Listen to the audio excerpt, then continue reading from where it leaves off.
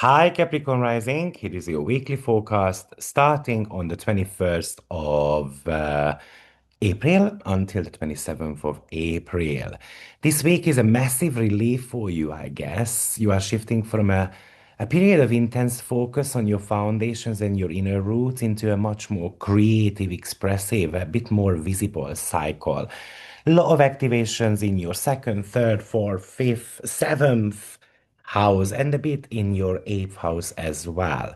It feels like for the last 7 years, Uranus has been shaking up your fifth house a little bit, the house of joy, children, and romance, perhaps making your fun feel a bit like work or a bit of a total chaos. And this week, that energy finally moves into your sixth house, the house of daily routines and health.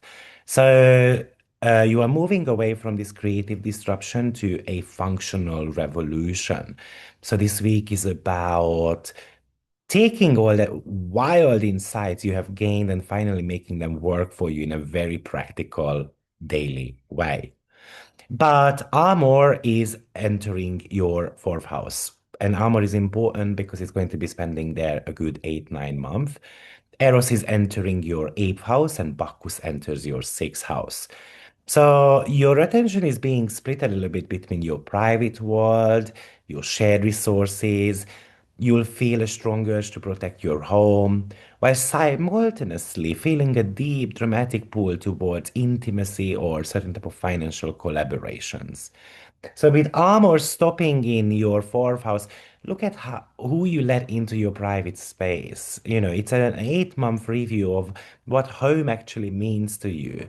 This might be a desire to relocate, to move, to sell a house, to move together with someone as well. You can really use the Eros in Leo to reignite passion, for example, in your closest bonds. So, yes, there might be a bit of a drama in the bedroom or having a deep conversations with the partner, but it brings a lot of healing as well. The heated bedroom kind of stuff is very connected to Uranus and Venus conjunction also in your fifth house. And Bacchus in the Uranus and Venus conjunction in your fifth house. And then you can really use that Bacchus in your sixth house to kind of find the fun element in your chores. Like put on music while you do the taxes or turn a more boring meeting, more of a bit of a catch up, and stuff like that. However, Amor will be in your fourth house for a very long time. And that might be a bit of a warning sign. It might be telling you not to rush into a house purchase or a major move until you have reviewed your emotional motives.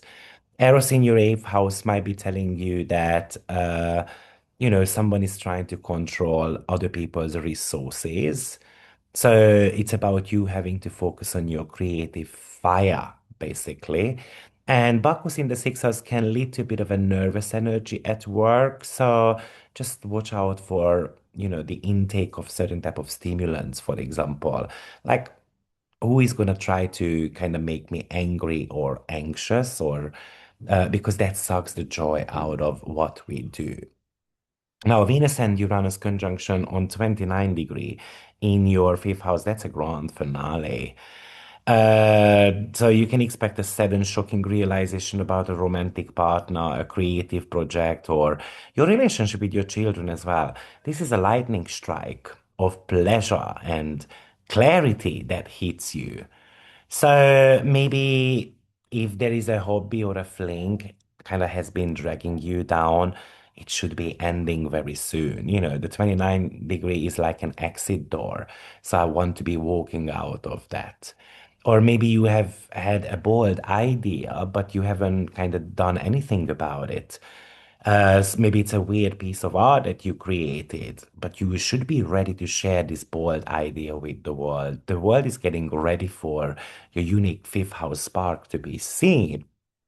And because the sixth house is about making money out of creativity, so once these two planets are shifting into the sixth house, you might start thinking about how to monetize your hobbies and your talents. And maybe with Venus, we want to be spending a little money on something that represents your personal freedom. You want to be spending a little bit of money on holidays, for example, something that makes your heart feel better something that pulls your heartstrings. And if you are single, this could really indicate bumping into someone out of blue as well. However, it reminds you not to gamble with your heart either. 29-degree on Taurus is the weeping sisters. It's a bit of a volatility there. So don't bet your emotional security on a short thing today. This is maybe if your creative style feels a bit dead, then just let it go. It's about you finding new inspirations, potentially in a much more practical places. And if a date or a party gets cancelled, it might be just a redirection of your life. It's a bit of a Uranian glitch. So don't panic if things are shifting, potentially go with the flow. Now, the sun is in your fifth, squaring Pluto in your second. So that might be a bit of a financial squeeze. It's a clash between your desire to play and a bit of a heavy pressure of your finances or self-worth. So you might feel like you can't afford to be happy, or a project is demanding too much of your personal resources. So this is a bit of about auditing your worth. Pluto in your second house is transforming how you make money. So you can use this square to kind of cut out, distractions that drain your bank account. It also invites you to invest a little bit into yourself as well. Maybe it's just time, not necessarily money, on a scale that makes you feel powerful and capable, and something that is going to allow you to stand out. Because in the fifth house, we want to stand out. And if you have been worried about losing it all, look that fear in the eye. Where does that come from? And you might be able to find it like it's much smaller than actually you thought. However, don't spend too much money to impress. For example, that Eros in Leo, can really talk to us about spending money as well as Pluto, Pluto Sun square as well. I'm getting into like I'm talked into buying a luxury item where I want to be buying something to kind of feel more important. Also, it might be telling you not to devalue your work. Just because something is fun doesn't mean it is not valuable. So charge what you are worth for. You're gonna have to think about that too. And maybe it's about keeping your second house stability separate from your fifth house desire for applause as well, though. So, it's kind of like a bit like showing off. A friend of yours can show off what they have, and then we can feel jealous. Now, Uranus entering your sixth house is on the same day when Pallas Athene enters your fourth house and Psyche enters Cancer, which is your seventh house. So, your daily life is about to get a high-tech, kind of fast-paced upgrade for the next 7 years. You're really coming up with a home strategy. Maybe you are ready to make a decision about a property. You are ready to make a decision about relocation. And somehow, Psyche is lighting up your relationship department, especially if you are single. This could really talk to us about finding this soul's safe type of relationship. So with Uranus, we have to be hacking our routines. It's a radical new health tool, implementing something digital in our workflow as well. By the way, I did make an in-depth video for all 12 signs with Uranus through Gemini in each houses. So I would say that you might want to be revisiting that. Here, I'm just going to give you a bit of a glimpse. You can really use that Pallas Athene in your fourth house to solve a family pattern, certain type of housing problems. It's kind of like a bit of a warrior logic. So we make a plan and then we are going to be executing it. And then we can use that psyche in your seventh house that it's about you needing emotional safety in your partnership. So this might be an invitation to become more vulnerable with the person you live together or the person you have got something in common. It's about strengthening the bond within the partnership. I think Uranus might be telling you not to necessarily ignore your kind of body glitches, like nerves and sleep. So you kind of can feel fried as well. It's about unplugging. So we're gonna have to be able to rest a little bit. Um, um, Maybe with Palasatini in the fourth house, we can treat family members like a logistical problem, something that needs to be fixed, something that needs to be solved in a way. Just remember that others might be on different kind of like strategic plan than we are.